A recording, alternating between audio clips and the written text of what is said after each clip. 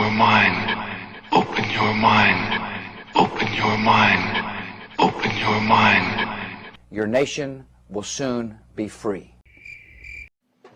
And I tried hard to be proud of my service, but all I could feel was shame. And racism could no longer mask the reality of the occupation. These were people, these were human beings.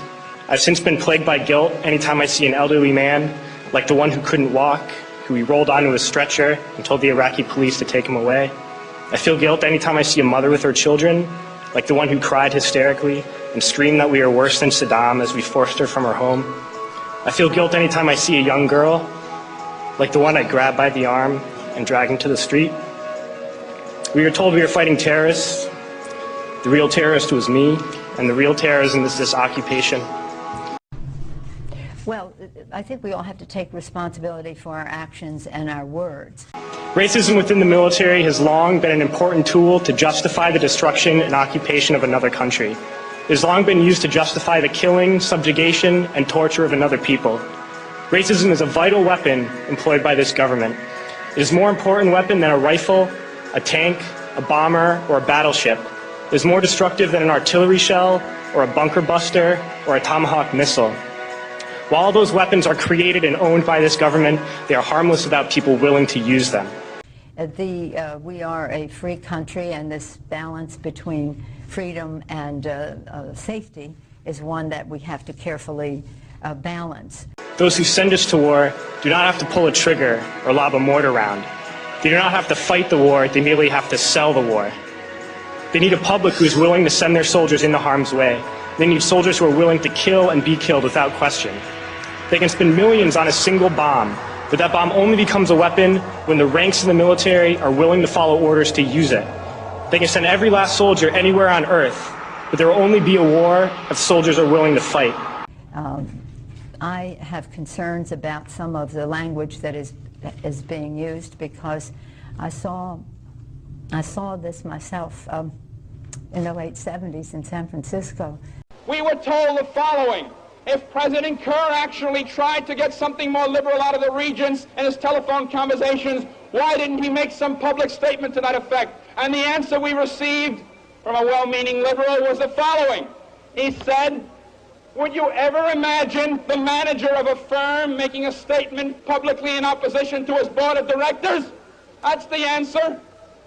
Well, I ask you to consider, if this is a firm, and if the Board of Regents are the Board of Directors, and if President Kerr in fact is the manager, then I tell you something, the faculty are a bunch of employees, and we're the raw materials. But we're a bunch of raw materials that don't mean to have any process upon us, don't mean to be made into any product, don't mean to end up being bought by some clients of the university, be they the government, be they industry, be they organized labor, be they anyone, or human beings.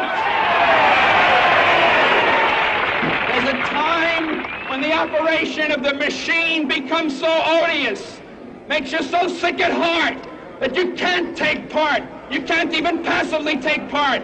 And you've got to put your bodies upon the gears and upon the wheels, upon the levers, upon all the apparatus, and you've got to make it stop. And you've got to indicate to the people who run it, to the people who own it, that unless you're free, the machine will be prevented from working. This kind of rhetoric was very frightening. And the ruling class, the billionaires who profit from human suffering, care only about expanding their wealth, controlling the world economy. Understand that their power lies only in their ability to convince us that war, oppression, and exploitation is in our interest. They understand that their wealth is dependent on their ability to convince the working class to die to control the market of another country. Violence took place.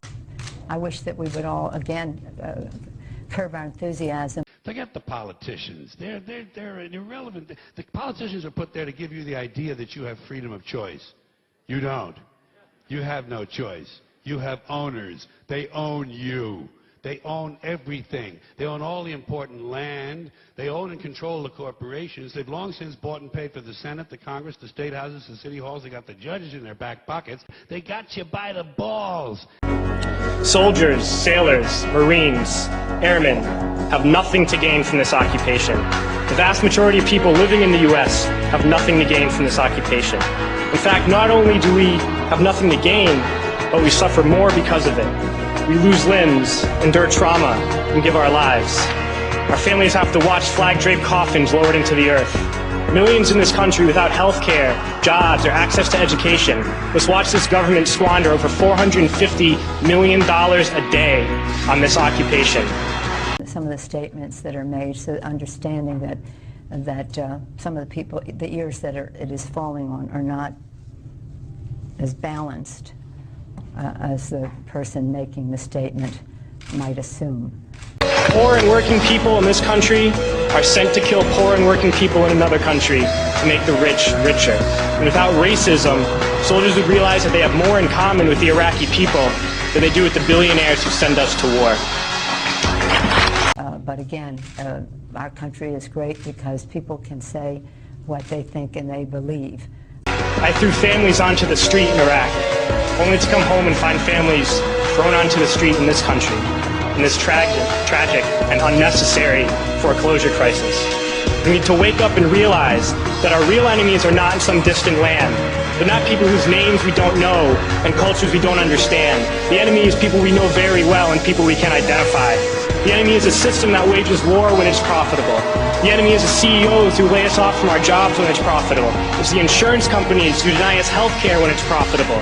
It's the banks who take away our homes when it's profitable.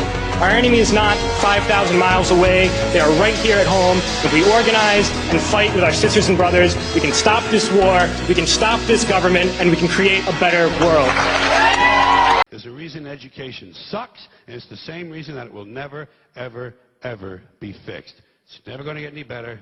Don't look for it. Be happy with what you got. Because the owners of this country don't want that. I'm talking about the real owners now. The big, the wealthy, the real owners, the big, wealthy business interests that control things and make all the important decisions. I am sick and tired of people who say that if you debate and you disagree with this administration, somehow you're not patriotic, and we should stand up and say, we are Americans and we have a right to debate and disagree. Coalition forces will help maintain law and order so that Iraqis can live in security. We will respect your great religious traditions, whose principles of equality and compassion are essential to Iraq's future. We will help you build a peaceful and representative government that protects the rights of all citizens. And then our military forces will leave. You are a good and gifted people, the heirs of a great civilization that contributes to all humanity. You deserve better than tyranny and corruption and torture chambers. You deserve to live as free people. And I assure every citizen of Iraq, your nation will soon be free. Humans do some really interesting things. Like, besides killing ourselves, we also kill each other. Murder. And we're the only ones who do that, by the way. Humans are the only species on Earth that deliberately kills members of another species for personal gain. Or pleasure. Sometimes it's just fun. We're also the only species that deliberately kills members of another species for personal gain. Or pleasure. That's what hunters do. They kill for pleasure. That's us. Human beings. Interesting folks. Murderers. Here's an interesting form of murder we come up with. Assassination. It's also interesting to notice who it is we assassinate. Did you ever notice who it is? Stop to think of who it is we kill. It's always people who've told us to live together in harmony and try to love one another. Jesus, Gandhi, Lincoln, John Kennedy, Bobby Kennedy, Martin Luther King, Medgar Evers, Malcolm X, John Lennon. They all said, try to live together peacefully. Bam! Right in the fucking head. There's a time when the operation of the machine becomes so odious, makes you so sick at heart, that you can't take part. You can't even passively take part. And you've got to put your bodies upon the gears and upon the wheels, upon the levers, upon all the apparatus, and you've got to make it stop. And you've got to indicate to the people who run it, to the people who own it, that unless you're free, the machine will be prevented from working. Today, Major General Smedley Butler had these words to say at the National VFW. War is a racket. It always has been. It is possibly the oldest, easily the most profitable, surely the most vicious. It is international in scope. It is the only one in which the profits are reckoned in dollars and the losses in lives. We need more understanding of human nature, because the only real danger that exists is man himself. He is the great danger, and we are pitifully unaware of it. We know nothing of man, far too little. His psyche should be studied, because we are the origin of all coming evil.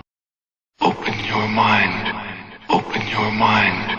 Open your mind. Open your mind.